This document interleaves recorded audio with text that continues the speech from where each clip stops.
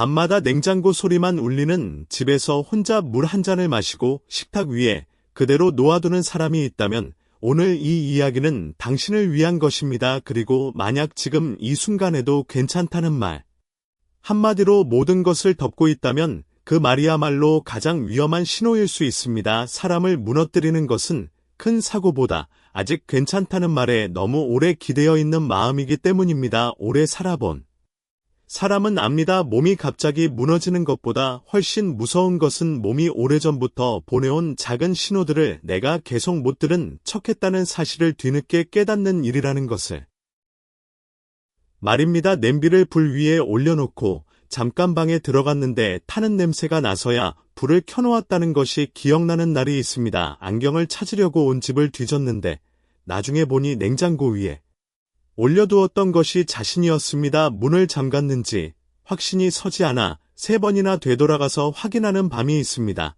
이런 일들은 하나하나 떼어놓고 보면 누구에게나 있을 수 있는 일입니다. 바쁜 사람에게도 젊은 사람에게도 일어나는 일입니다. 그러나 그것들이 반복될 때 문제가 달라집니다. 반복은 우연이 아닙니다. 반복은 몸이 쓰는 편지입니다. 그 편지를 읽지 않는다고 해서 편지가 사라지지 않습니다. 오히려 읽지 않은 편지가 쌓이면 어느 날 한꺼번에 쏟아져 내려 감당하기 어려운 무게가 됩니다. 70을 넘긴 뒤에도 혼자 산다는 것은 자랑스러운 일이 될 수 있습니다.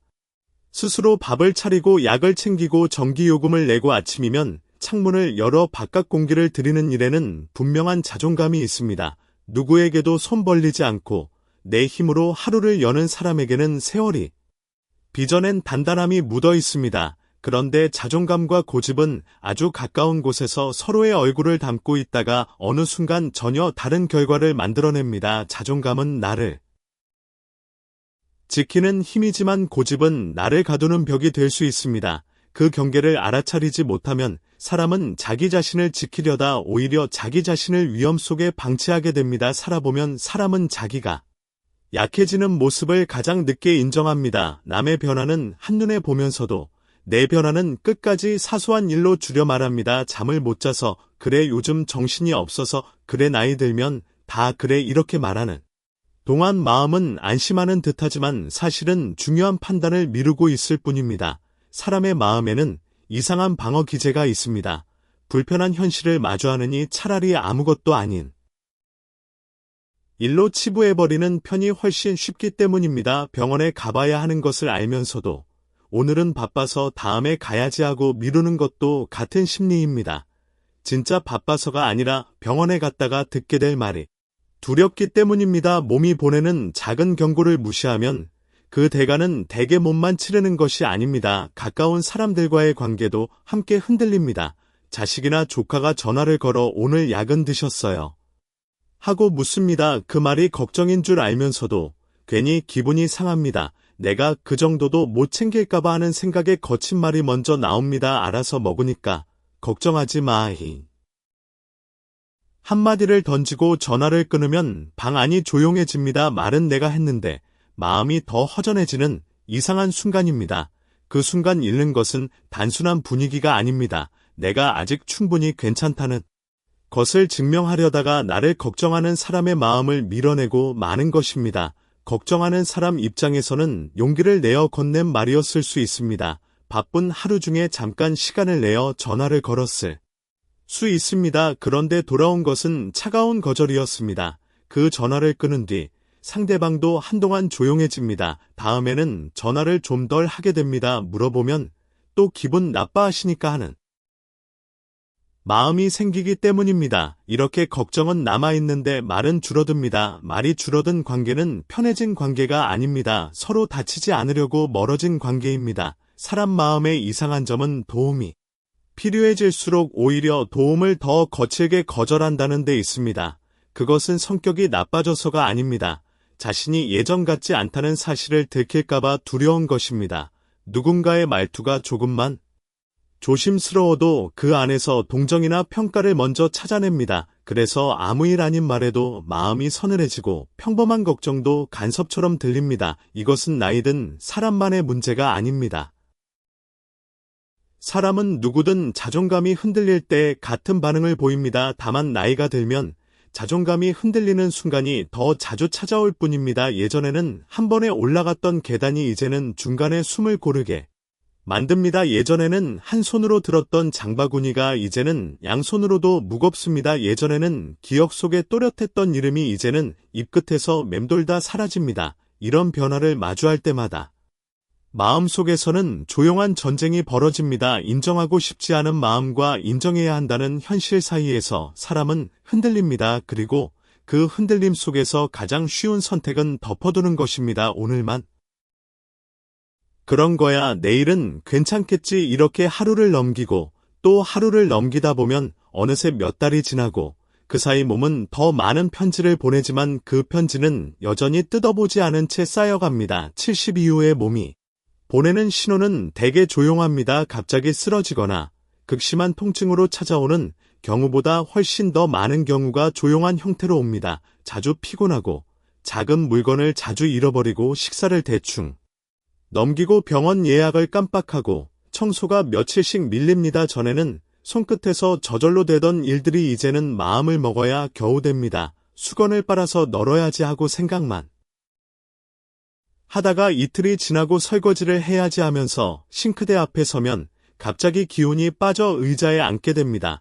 이런 변화 앞에서 가장 성숙한 태도는 두려워하지 않는 척하는 것이 아닙니다. 내 삶의 방식도 이제 조정이 필요하구나 하고 차분히 인정하는 것입니다. 인정은 패배가 아닙니다. 오히려 더 큰 손해를 막는 늦은 지혜입니다. 인정하는 순간 사람은 비로소 자기 앞에 놓인 선택지를 볼 수 있게 됩니다.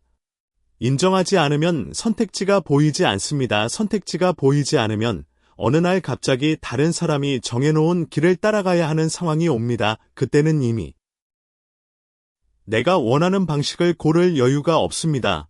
혼자 사는 삶을 내려놓는다는 말은 곧바로 누군가에게 얹어 산다는 뜻이 아닙니다. 그것은 내 몸의 신호를 무시하지 않겠다는 뜻이고 내가 사랑하는 사람들에게 갑작스러운 공포를 남기지 않겠다는 뜻이며 나의 마지막 자존심을 사고나 혼란 속에서 잃지 않겠다는 뜻입니다. 정말 품이 있는 사람은 끝까지 아무 도움도 받지 않는 사람이 아니라 도움이 필요해지는 시점을 알아차리고 그것을 부끄러움으로 만들지 않는 사람입니다. 냄비를 태운 날 약을 2번 먹을 뻔한 날 계단 앞에서 괜히 다리가 망설인 날 집에 돌아와 불을 끄고 누웠는데 이상하게 겁이 밀려온 날 그날들은 당신을 꾸짖으러 온 날이 아닙니다. 이제 다른 방식으로 자신을 지키라고 알려주는 날입니다. 그 알림을 받아들이는 사람만이 남은 날들을 불안이 아니라 존중으로 이어갈 수 있습니다. 그런데 그 분별은 대개 바깥이 아니라 집안에서 먼저 시험을 받습니다. 평생 익숙하게 드나들던 부엌 손으로 더듬지 않아도 스위치 위치를 알던 복도 눈 감고도 걸을 수 있다고 믿었던 화장실 앞에서 어느 날 몸이 잠깐 멈칫합니다.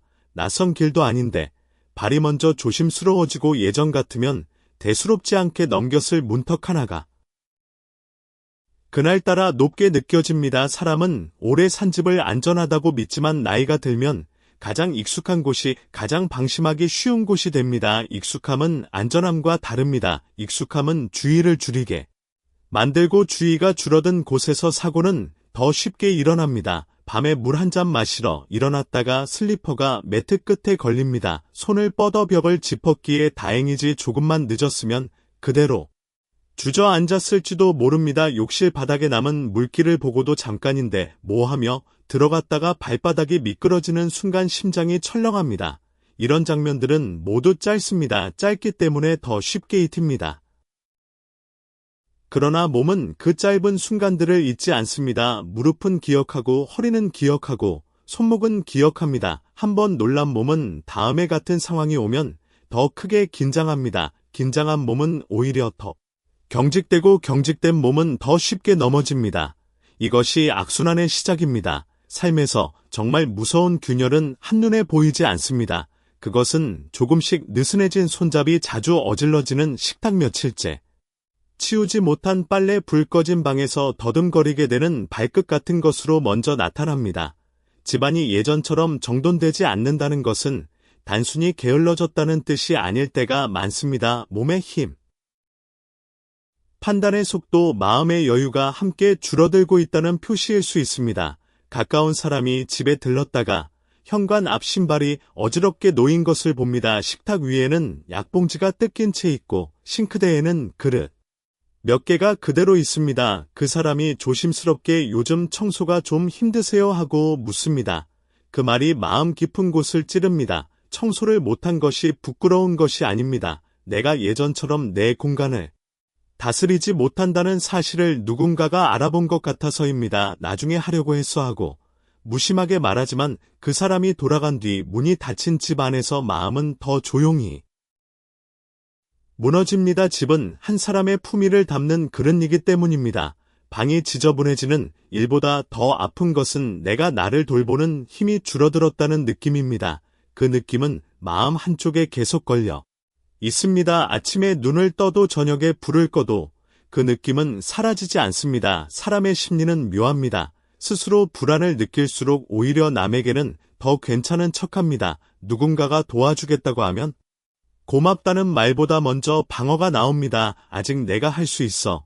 그 말에는 힘도 있지만 두려움도 섞여 있습니다. 할 수 있다는 말이 사실을 말하는 것인지 들키고 싶지 않은 마음을 가리는 것인지 스스로도 분명하지 않을 때가 있습니다. 그런 상태가 길어지면 관계 안에서 묘한 손해가 생깁니다. 주변 사람들은 더 자주 확인하려 하고 나는 더 자주 예민해집니다. 상대는 걱정해서 묻고 나는 감시당한다고 느낍니다. 왜 자꾸 그래 걱정돼서 그러지. 이 짧은 대화 뒤에 남는 것은 사랑이 아니라 피로입니다. 양쪽 모두 지쳐갑니다. 걱정하는 쪽은 걱정하는 것조차 눈치를 봐야 하고 걱정받는 쪽은 걱정받는 것조차 짐처럼 느낍니다. 이 피로가 쌓이면 관계는 서서히 닳습니다. 한 달에 2번 오던 방문이 한 달에 1번이 되고 매일 하던 전화가 이틀에 1번이 되고 안부를 묻는 말투에서 따뜻함 대신 의무감이 묻어나기 시작합니다. 그러다 어느 날 정말로 도움이 필요한 순간이 오면 연락할 사람이 있는데도 전화기를 드는 것이 어려워집니다. 이미 너무 많이 밀어냈기 때문입니다. 이미 너무 오래 괜찮다고 말해왔기 때문입니다. 갑자기 도와달라고 하면 그동안의 거절이 거짓말이었다는 것이 드러날 것 같아 차라리 참습니다. 이것이 고집의 끝에 놓인 풍경입니다. 혼자 사는 집에서 반복되는 위험은 나를 겁주기 위해 나타나는 것이 아닙니다. 그것은 삶의 구조를 바꾸라는 조용한 안내입니다. 문턱을 낮추고 욕실에 손잡이를 달고 밤길에 작은 조명을 켜두는 일도 필요합니다. 그러나 그보다 먼저 필요한 것은 마음의 문턱을 낮추는 일입니다. 내가 모든 것을 예전처럼 해야만 자존감 있는 것이 아니라는 생각으로 옮겨가야 합니다. 도움을 받는다고 해서 집의 주인이 바뀌는 것이 아닙니다. 오히려 도움을 거절하다가 사고가 난 뒤에는 내가 원하지 않는 방식으로 더 많은 결정권을 잃게 됩니다. 요즘 밤에 일어날 때 좀 불안해. 욕실에서 한번 미끄러질 뻔했어. 이런 말을 먼저 꺼낼 수 있는 사람은 약한 사람이 아닙니다. 자기 삶의 방향키를 아직 쥐고 있는 사람입니다. 말하지 않으면 사람들은 사고가 난 뒤에야 알게 되고 그때는 선택보다 수습이 앞섭니다. 그러나 미리 말하면 방법을 고를 수 있습니다. 함께 살지 가까운 곳으로 옮길지 주기적으로 누가 들를지 안전장치를 어떻게 마련할지 차분히 정할 수 있습니다. 70 이후의 집은 더 이상 버티는 무대가 아니라 나를 지켜주어야 할 공간이어야 합니다. 그 공간이 더 이상 나를 지켜주지 못한다면 공간을 바꾸는 것이 패배가 아니라 지혜입니다. 여기서 이야기는 몸의 안전에서 마음의 안전으로 넘어갑니다. 집안의 위험은 손잡이를 달고 조명을 켜면 어느 정도 줄일 수 있지만 마음이 비어가는 소리는 남에게 쉽게 보이지 않기 때문입니다. 70을 넘기면 하루가 길어지는 시간이 있습니다. 아침은 그런대로 지나갑니다. 커피를 한 잔 마시고 뉴스도 보고 빨래를 개고 창밖을 한번 봅니다. 그런데 오후가 되면 이상하게 시간이 느려집니다. 전화는 오지 않고 텔레비전 소리는 방 안에 가득한데 사람 목소리처럼 마음에 닿지는 않습니다. 텔레비전 속 사람들은 웃고 떠들지만 그 소리가 내 이름을 부르지는 않습니다. 외로움은 처음부터 울음으로 오지 않습니다. 오히려 아주 평범한 표정으로 옵니다. 밥을 차리기 귀찮아 찬밥에 물을 말아먹는 저녁에 옵니다. 며칠 동안 아무도 이름을 불러주지 않은 것 같은 날에 옵니다. 길에서 아는 사람을 만났는데 요즘 잘 지내시죠 하는 말에 웃으며 그러며 하고 대답하는 순간에 옵니다. 그 대답 뒤에는 설명할 수 없는 허전함이 남습니다. 누구에게도 보여주지 않는 허전함입니다. 집에 돌아와 신발을 벗고 문을 닫는 순간 그 허전함이 집 안가득 퍼집니다. 사람은 누구나 혼자 있을 수 있지만 너무 오래 혼자 있으면 자기 마음을 확인해줄 거울이 사라집니다. 내가 슬픈 건지, 외로운 건지, 화가 난 건지, 그냥 피곤한 건지 분간이 되지 않습니다. 감정에 이름을 붙여줄 사람이 없기 때문입니다. 예전에는 누군가와 밥을 먹으면서 오늘 좀 힘들었어 하고 말하면 상대가 왜 무슨 일 있었어 하고 물었습니다. 그 한마디에 마음이 풀리기도 했습니다. 누군가가 내 감정을 알아채주는 것만으로도 사람은 덜 무너집니다. 그런데 혼자 있는 시간이 길어지면 감정은 이름 없이 떠돌다가 밤이 되면 불안으로 모양을 바꿉니다. 잠이 오지 않는 밤에 오래전 일이 떠오릅니다. 지난날 서운했던 말, 미안했던 얼굴, 끝내 풀지 못한 관계, 아무도 알아주지 않았던 고생들이 어둠 속에서 선명해집니다. 그때 외로움은 단순히 사람이 곁에 없다는 뜻이 아니라 내 삶을 함께 기억해줄 사람이 없다는 두려움이 됩니다. 내가 살아온 날들을 누군가와 나누지 못하면 그 날들은 정말 있었던 것인지 의심이 드는 순간이 찾아옵니다. 그런데 많은 사람은 이 외로움을 강함으로 포장합니다. 나는 혼자가 편해, 누구 눈치 보는 것보다 낫지, 자식들한테 기대고 싶지 않아. 이 말들은 어느 정도 사실일 수 있습니다. 사람에게 기대고 기대었다가 실망하고 가까운 관계에서 상처받아 본 사람이라면 혼자가 편하다는 말을 쉽게 부정할 수 없습니다. 하지만 편하다는 말 속에 정말 평안이 있는지 아니면 다시 상처받고 싶지 않은 방어가 숨어 있는지는 조용히 살펴봐야 합니다. 혼자가 편하다고 말하면서도 누군가의 전화를 오래 기다리고 있다면 그것은 편안함이 아니라 체념일 수 있습니다. 전화가 올까봐 전화기를 가까이 두면서도 막상 전화가 오면 퉁명스럽게 받는 자신을 발견할 때가 있습니다. 반가운 마음을 반갑게 표현하지 못하는 것입니다. 오랜 외로움이 감정 표현의 근육을 약하게 만들었기 때문입니다. 모임에 나가도 예전처럼 오래 앉아있기가 힘들고 말이 빠른 사람들 사이에서 끼어들 타이밍을 놓칩니다. 화제가 바뀌는 속도를 따라가지 못하고 내가 하려던 말은 이미 지나간 주제가 되어버립니다.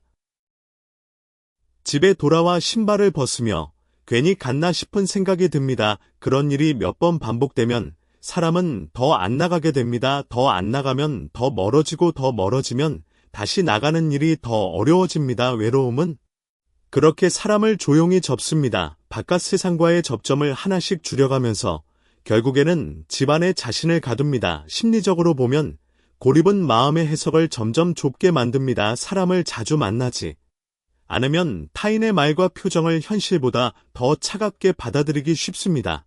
누가 연락을 늦게 하면 나를 귀찮아 하나 싶고 자식이 바쁘다고 하면 이제 나는 뒷전이구나 하는 생각이 올라옵니다. 마음속에서 혼자 묻고 혼자 답하는 시간이 길어지면 사실보다 상처가 더 크게 자랍니다. 실제로는 아무 의미 없이 한 말도 혼자 곱씹으면 날카로운 칼이 됩니다. 상대는 이미 잊은 한마디를 나는 며칠째 안고 살기도 합니다. 이것이 고립의 위험입니다.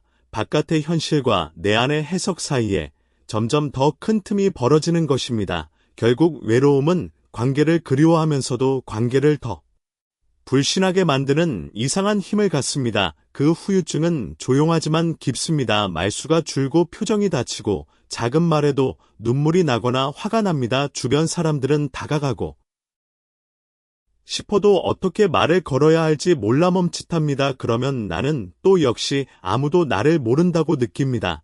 이 악순환 속에서 품위도 흔들립니다. 평소라면 넘겼을 말에 서운함을 길게 붙들고 고맙게 받아도 될 호의를 의심으로 받아칩니다. 그래서 70 이후 혼자 살겠다는 결심은 몸의 안전만이 아니라 마음의 안전까지 함께 봐야 합니다.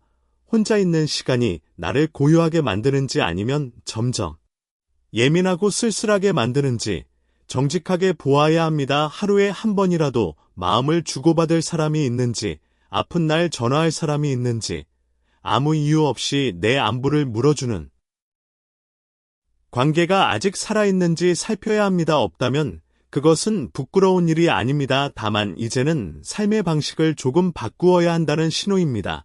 외로움을 자존심으로 덮지 않는 것이 더 성숙한 태도입니다. 나 혼자 괜찮다는 말을 줄이고 사람이 조금 필요하다는 사실을 인정하는 것입니다. 그것은 의존이 아니라 인간다운 감각입니다. 사람은 끝까지 혼자 완성되는 존재가 아닙니다. 서로의 안부 속에서 마음의 모서리를 다듬고 작은 대화 속에서 하루의 무게를 내려놓습니다. 70 이후의 동행은 젊은 날의 북적임과 다릅니다. 많이 만나지 않아도 됩니다. 깊게 설명하지 않아도 됩니다. 다만 나를 오래 침묵 속에 방치하지 않을 만큼의 따뜻한 연결은 필요합니다. 이 연결은 거창한 것이 아닙니다. 아침에 좋은 하루 되세요 하고 보내는 짧은 문자일 수도 있고 일주일에 한 번 마주 앉아 차를 마시는 시간일 수도 있고 같은 시간에 같은 프로그램을 보면서 전화로 이야기를 나누는 것일 수도 있습니다. 연결의 형태는 중요하지 않습니다. 중요한 것은 내 마음이 어딘가에 닿아 있다는 느낌입니다. 그 느낌이 있는 사람과 없는 사람의 하루는 전혀 다릅니다. 같은 빈 방이라도 누군가에게 닿아 있는 사람에게는 쉼의 공간이 되고 아무에게도 닿아 있지 않은 사람에게는 감옥이 됩니다. 여기서 오래된 자존심 이야기를 하지 않을 수 없습니다. 남에게 짐이 되고 싶지 않다는 마음, 이 말은 겉으로 들으면 참 반듯합니다. 누구에게도 폐를 끼치지 않고 끝까지 내 힘으로 살고 싶다는 마음이니 그 안에는 분명 품위가 있습니다. 그러나 사람은 짐이 되지 않으려고 모든 것을 숨기다가 어느 날 더 큰 걱정과 더 큰 부담을 남기기도 합니다. 미리 나누면 가벼웠을 일이 끝까지 감추면 가족의 가슴에 무거운 돌처럼 떨어집니다. 70 이후의 자존심은 젊은 날의 자존심과 다릅니다. 젊을 때의 자존심은 나를 앞으로 밀어붙이는 힘이 되지만 나이가 든 뒤의 자존심은 때로 나를 아무도 못 들어오게 하는 문이 됩니다. 자식이 병원 같이 가자고 하면 바쁜데 뭘 오냐고 끊어버립니다. 이웃이 무거운 건 있으면 말하라고 하면 아직 그 정도는 아니라고 웃습니다. 약봉지가 늘어났는데도 괜찮다고 하고 어지러웠던 날도 대수롭지 않게 넘깁니다. 그러다 혼자 병원 복도에 앉아 이름이 불리기를 기다릴 때 마음 한쪽에서 생각이 스칩니다. 내가 왜 이렇게까지 혼자 버티고 있나? 남에게 짐이 되기 싫다는 말 속에는 두려움이 숨어 있습니다. 버림받을까봐 두려운 마음, 귀찮은 사람이 될까봐 두려운 마음, 예전에 단단했던 내가 아닌 다른 사람으로 보일까봐 두려운 마음입니다. 그래서 도움을 받을 수 있는 순간에도 먼저 거절합니다. 도움을 거절하는 순간에는 잠깐 안도감이 듭니다. 아직 나는 괜찮다는 착각이 마음을 달래주기 때문입니다. 그러나 그 안도감은 오래가지 않습니다. 집에 돌아와 혼자 앉아있으면 거절한 것이 정말 옳았는지 마음이 흔들립니다. 관계는 이상합니다. 도움을 조금씩 주고받을 때는 서로를 이해할 시간이 생기지만 모든 것을 막아두면 상대는 준비할 틈을 잃습니다.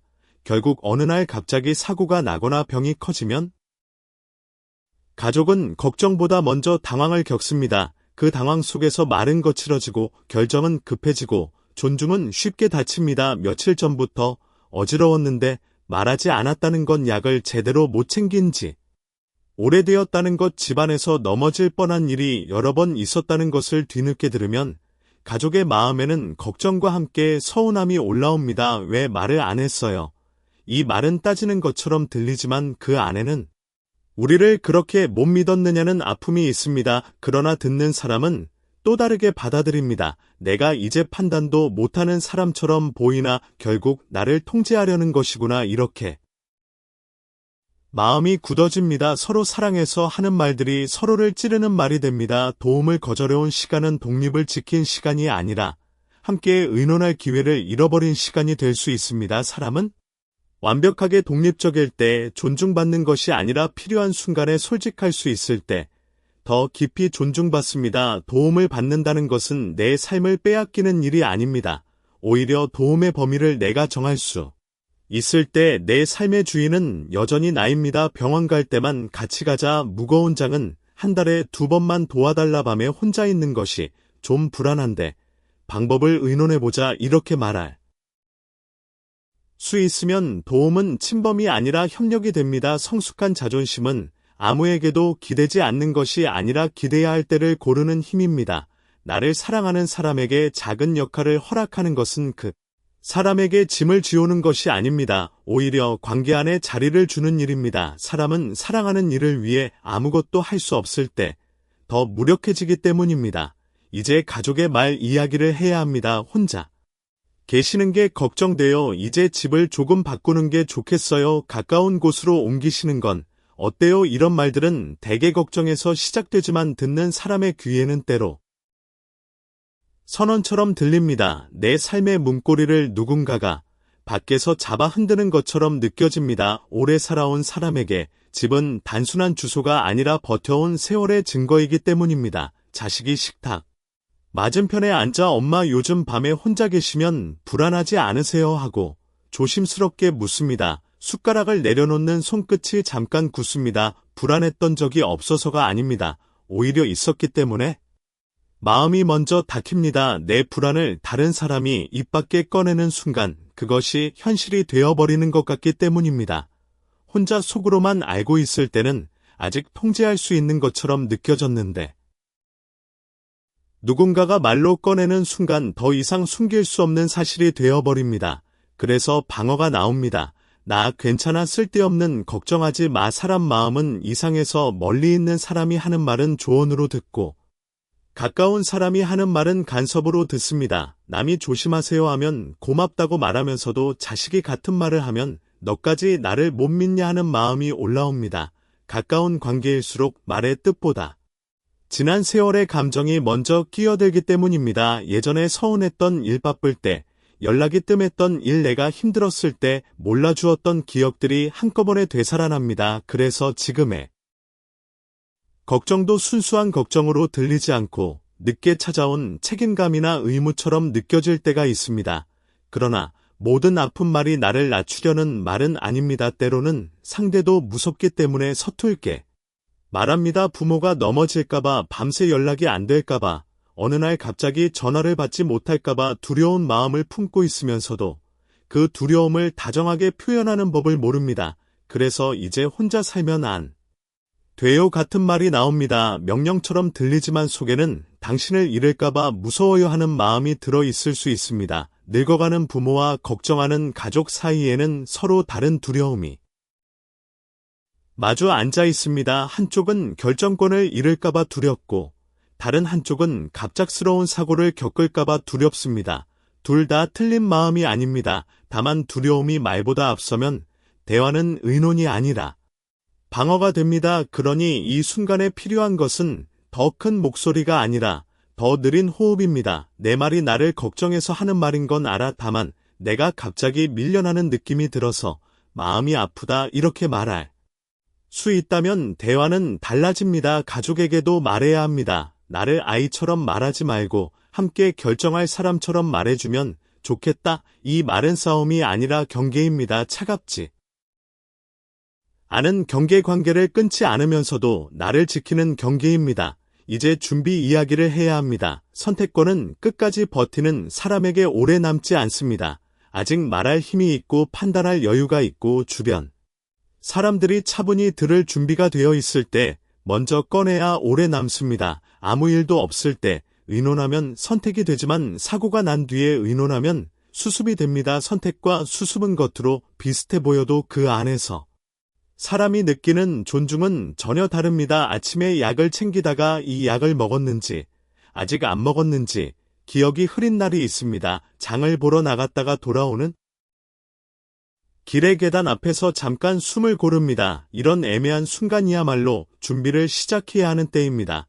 미리 준비한 사람은 남에게 끌려가지 않습니다. 준비는 두려워서 하는 것이 아니라 두려움이 왔을 때 품위를 잃지 않기 위해 하는 것입니다. 어디에서 살 것인지, 누구에게 먼저 연락할 것인지, 응급 상황에는 어떤 병원으로 갈 것인지, 집 열쇠는 누구와 공유할 것인지, 돈과 서류는 어디에 정리해둘 것인지 이런 이야기는 차갑게 들리지만 사실은 가장 따뜻한 배려에 가깝습니다. 준비는 삶을 포기하는 말이 아닙니다.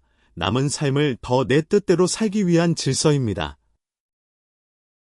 가까운 사람과 마주 앉아 나중에 내가 혼자 있기 어려워지면 이런 방식이 좋겠다고 말하는 것을 떠올려 보십시오. 처음에는 어색합니다. 왜 갑자기 그런 말씀을 하세요 하고 상대가 놀랄 수 있습니다. 그때 조용히 말하면 됩니다. 갑자기가 아니라 늦기 전에 말하고 싶어서 그래. 이 한마디에는 생각보다 큰 힘이 있습니다. 내가 밀려나는 사람이 아니라 내 삶의 다음 장을 직접 정리하는 사람이라는 뜻이기 때문입니다. 사람은 자기 선택이라고 느낄 때 같은 변화도 덜 아프게 받아들입니다. 누군가가 정해놓은 방식, 누군가가 급하게 고른 동거 형태, 누군가가 대신 판단한 생활 규칙은 마음에 오래 남는 상처가 될 수 있습니다. 반대로 내가 미리 보고 묻고 비교하고 거절하고 선택한 방식은 훨씬 덜 서럽습니다. 같은 도움이라도 내가 허락한 도움은 존중으로 느껴지고 갑자기 밀려온 도움은 통제로 느껴집니다. 준비를 미루면 후유증은 생각보다 깊습니다. 가족은 불안해서 서두르고 나는 서운해서 버팁니다. 왜 진작 말씀 안 하셨어요? 내가 언제 너희한테 부탁했니? 이런 말들이 오가면 모두가 지쳐 있습니다. 존중은 여유가 있을 때 더 잘 지켜집니다. 시간이 없고 마음이 급하면 누구도 평소처럼 다정하게 말하기 어렵습니다. 그러니 준비는 조금 더 일찍 조금 더 담담하게 시작해야 합니다. 선택지는 펼쳐놓을수록 마음이 넓어지고 덮어둘수록 두려움이 커집니다. 어른은 현실을 외면하지 않습니다. 어른은 감정이 아파도 필요한 결정을 미루지 않습니다. 어른은 사랑하는 사람들에게 갑작스러운 짐을 던지지 않기 위해 자기 몫의 준비를 조용히 해둡니다. 그리고 함께 사는 방식으로 옮겨갈 때도 새로운 지혜가 필요합니다.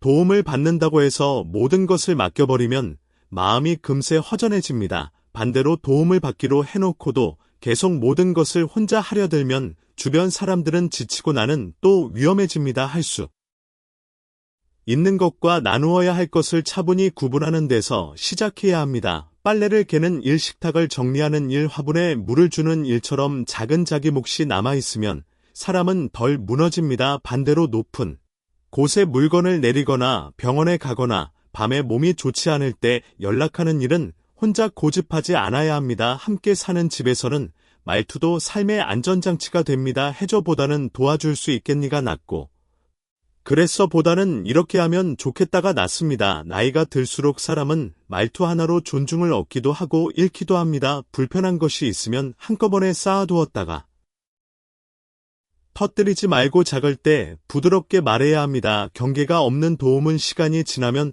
간섭이 되고 감사가 없는 독립은 고집이 됩니다. 결국 마지막으로 남는 질문은 아주 조용합니다. 나는 무엇을 끝까지 지키고 싶은가? 혼자 사는 집인가? 아니면 내 마음의 평안인가? 누구에게도 기대지 않았다는 자부심인가? 아니면 나를 걱정하는 사람들과 덜 다치며 지내는 관계인가? 끝까지 버티는 사람보다 내려놓아야 할 때를 알아차리는 사람이 더 깊은 용기를 가진 사람입니다. 품위는 남에게 보이기 위해 단단한 척하는 데 있지 않습니다. 내가 흔들릴 때도 나를 함부로 다루지 않는 데 있습니다. 어느 날 저녁 혼자 식탁에 앉아 밥을 먹다가 젓가락을 내려놓는 순간이 있습니다. 반찬은 그대로인데 입맛이 없습니다. 전화기를 바라보다가 누군가에게 전화를 걸까 말까 망설입니다. 그런 생각이 든다고 해서 인생이 초라해진 것이 아닙니다. 오히려 마음이 현실을 정직하게 보고 있다는 뜻입니다. 사람은 자신을 속일 때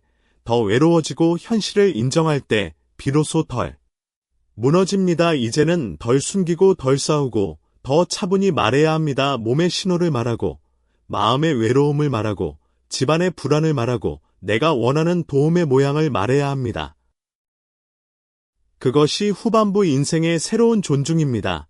혼자 살겠다는 고집을 내려놓는다는 것은 나를 포기한다는 뜻이 아닙니다. 내 방식을 조금 바꿔서 나를 더 오래 지키겠다는 뜻입니다. 안전한 곳에 머물고 필요한 도움을 받고 불필요한 위험을 줄이고 관계 안에서 내 의견을 잃지 않는 것, 이것은 물러섬이 아니라 정돈입니다. 그 과정에서 서운함이 없을 수는 없습니다. 내 몸이 예전 같지 않다는 것을 인정하는 날에는 마음이 쓸쓸합니다. 그러나 그 서운함은 부끄러운 것이 아닙니다. 오래 자기 힘으로 살아온 사람이 느끼는 자연스러운 감정입니다.